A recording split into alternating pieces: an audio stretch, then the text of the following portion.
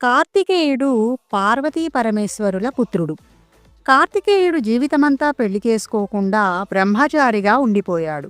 అలా ఎందుకు జరిగిందో తెలిపే కథ ఒకటి శ్రీరామకృష్ణ పరమహంస బోధించారు. కార్తికేయుడు ఒకసారి ఒక పిల్లితో ఆడుకుంటున్నాడు.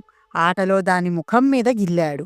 తరువాత అతడు తన తల్లి దగ్గరికి వెళ్ళినప్పుడు ఆమె బుగ్గ మీద ఒక గాయం కనిపించింది. అమ్మా, నీ బుగ్గ మీద ఎంత దెబ్బ తగిలిందో చూడు, ఎలా తగిలింది అని అడిగాడు.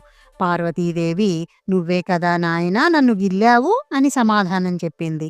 కార్తికేయుడు నివ్వెరపోయి, అమ్మా, నిన్ను నేను ఎప్పుడు గిల్లాను, నాకేమీ గుర్తులేదే అన్నాడు.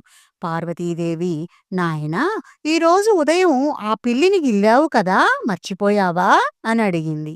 కార్తికేయుడు, అది నిజమే, నేను ఆ పిల్లిని గిల్లితే నీ బుగ్గ మీద ఎందుకు గాయమైంది అని మళ్ళీ అడిగాడు. అప్పుడు ఆ జగజ్జనని, నాయనా, ఈ ప్రపంచంలోని ప్రతి ప్రాణిలోనూ నేను ఉన్నాను. నేను కానిది వేరుగా ఏదీ లేదు. ఈ సృష్టి అంతా నేనే. అందువల్ల నువ్వు ఎవరిని గాయపరిచినా నన్ను గాయపరిచినట్టే అని చెప్పింది.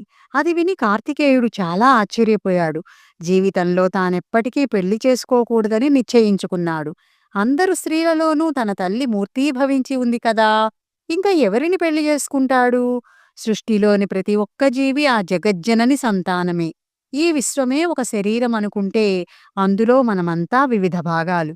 తోటివారికి సహాయం చేయడం ద్వారా మనకు మనమే సహాయం చేసుకుంటున్నాం.